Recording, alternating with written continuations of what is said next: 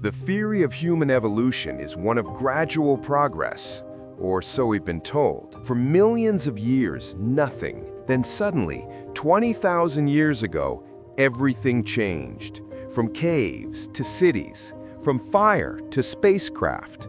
A leap so massive, it defies explanation. Some say it was evolution. Others whisper another name, the Anunnaki. And in 2025, a forbidden movie revealed their story, a story that shocked the world. If we're going to uncover the truth about the Anunnaki, we must begin in one place, Sumer. Located in ancient Mesopotamia, modern-day Iraq, Sumer is recognized by historians as the cradle of civilization. Long before the Great Pyramids of Egypt rose against the desert sky, long before Stonehenge was mysteriously aligned with the stars, the Sumerians had already built something astonishing. They gave the world revolutionary advancements, the written alphabet, mathematics, irrigation systems that transformed farming, and even the invention of the wheel. They organized vast cities, complete with marketplaces, temples, and an intricate system of governance. They created the first codified laws, known as the Code of Adamu, that governed justice and society thousands of years before Hammurabi's code was etched into stone. And yet, their brilliance doesn't stop there. The Sumerians had an almost supernatural grasp of astronomy. They divided the sky into constellations, mapped the movements of the planets, and calculated the months of the year with uncanny accuracy. Their sexagesimal, base 60 numerical system remains with us even today, in the 60 minutes of an hour and the 60 seconds of a minute. Here's the puzzle. How did a society living over 7,000 years ago, when most humans on Earth were still hunter-gatherers, suddenly leap into such advanced knowledge? Mainstream historians struggle to explain this abrupt rise, but the Sumerians themselves did provide an answer written in thousands of cuneiform tablets that still survive today. According to them, their knowledge wasn't invented by men. It was given to them. They wrote of beings who descended from the heavens, bringing wisdom, law, agriculture, architecture, and science. These beings were called the Anunnaki. To the Sumerians, they weren't just mythological gods. They were real, physical beings, rulers who walked among them, teachers who guided them, and perhaps masters who controlled them. This is where the story of humanity begins to take a strange and unsettling turn. Because if the Sumerians were telling the truth, then our first civilization was not entirely ours. It was a partnership, or perhaps a colonization. For hundreds of thousands of years, humanity lived in simplicity. Generations passed in caves, with only fire and stone tools to mark their progress. Then, in what feels like an instant, human development exploded. We went from surviving to thriving, from hunting animals to domesticating them, from wandering the land to cultivating crops in organized fields, from scattered tribes to building the world's first cities. Archaeologists can see it in the timeline. For almost 300,000 years, nothing much happens.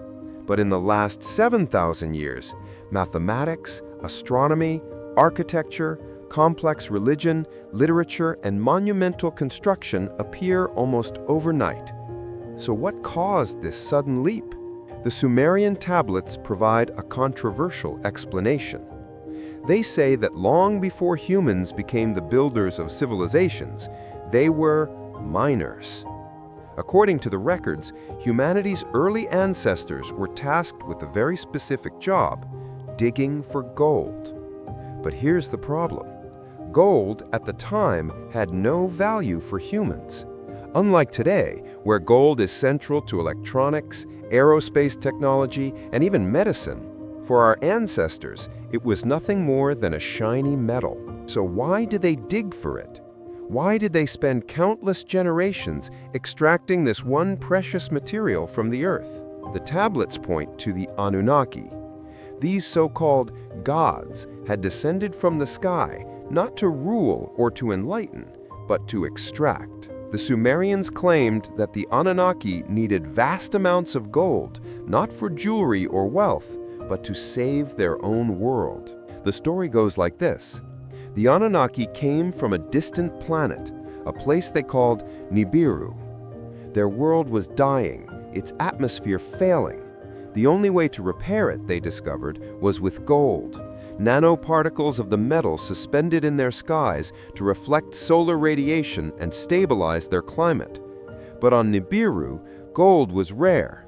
On Earth, however, it was abundant. And so the Anunnaki came here, establishing colonies and beginning massive mining operations. They worked alongside professional diggers and specialized crews. Every gram of gold they extracted was transported to their home world in a desperate attempt to save it. And here is where humanity enters the picture. Because as the story continues, the Anunnaki ran into a problem. Their workforce wasn't enough. The demand for gold outstripped the supply of labor. They needed more miners, more workers who could toil endlessly in the mines. And that's when the Anunnaki turned their attention to Earth's primitive inhabitants, our ancestors. The Sumerian tablets describe a moment when the Anunnaki faced an urgent problem. Their gold mining efforts were too slow, their workforce too small. They needed miners who could withstand the brutal conditions of Earth's mines, yet they didn't want to risk their own kind. The solution they proposed was nothing short of revolutionary and terrifying. One of their leaders, known in the texts as Enki, proposed creating a new being, a genetic hybrid. The idea was simple, yet staggering.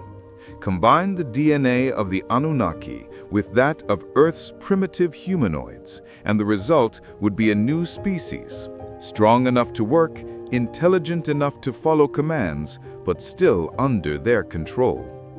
At first, their experiments failed. The tablets describe grotesque outcomes, beings that were twisted, malformed, unable to survive. Beings that echo the monsters of myth, giants, one-eyed cyclopses, and other strange hybrids. These early attempts were abandoned, perhaps even destroyed. But the Anunnaki persisted. They experimented again and again, each attempt bringing them closer to the breakthrough they desired. And finally, Enki and his team decided on a daring approach. Instead of leaving the process entirely artificial, they would use one of their own women as a surrogate. A fertilized egg, part Anunnaki, part human, was implanted. The pregnancy was carried to term, and when the child was born, history itself changed. The newborn was called Adamu, a name that resonates eerily with the biblical Adam. This was humanity's first great hybrid, the being created in their image. The parallels with ancient religious texts are impossible to ignore. From Genesis in the Bible to Babylonian and Akkadian myths, to countless creation stories across the world, there are echoes of this one event, the birth of a new species shaped by hands not entirely human. Adamu was celebrated as a turning point. No longer were humans limited to animal instinct. This new hybrid had intelligence. He could understand instructions. He could work tirelessly. And soon, more followed.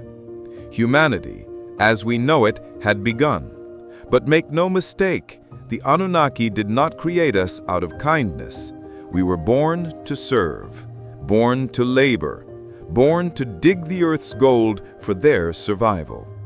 But in creating us, they also unleashed something they hadn't planned for. Because humans, though engineered to be obedient, carried something else in their genetic code: curiosity, self-awareness, and eventually rebellion. At first, the Anunnaki's plan worked perfectly. The new hybrids, our earliest ancestors, were strong, clever, and above all, obedient. They dug the mines, carried the loads, and provided the labor that fueled the survival of a dying world. But over time, something began to shift. The humans, while designed as workers, started to show signs of independence. They learned quickly. They questioned commands. They began to form bonds, families, and communities of their own. The Anunnaki had intended to create workers, but what they got were people. According to the tablets, this unsettled the Anunnaki rulers. Some, like Enki, saw promise in humanity, beings capable of learning, evolving, and perhaps even ruling themselves. Others, like his brother Enlil, saw only danger. To him, humans were a mistake, creatures that multiplied too fast, consumed resources, and challenged authority. Despite Enlil's warnings, humanity flourished. The Anunnaki taught us agriculture, construction, and even elements of culture. They show us how to build homes, how to cultivate the land, how to worship the gods who ruled over us. But knowledge once given is never easy to control. Humans began to desire more than survival. They began to think, to imagine, to dream, and with dreams came disobedience. The tablets described forbidden unions, Anunnaki who secretly took human women as partners. From these unions came children that were different, more advanced, more aware, and sometimes more powerful. These half-blood offspring carried qualities that the pure hybrids did not. They had ambition, they had will, they had the seeds of freedom. But with this evolution came chaos. As the human population multiplied, tensions grew, violence erupted, communities clashed. Humanity was no longer a docile workforce, but a restless species, unpredictable and dangerous. To regain control, Enlil and the ruling Anunnaki unleashed punishment after punishment. Droughts, plagues, invasions of insects, disasters that sound strikingly familiar to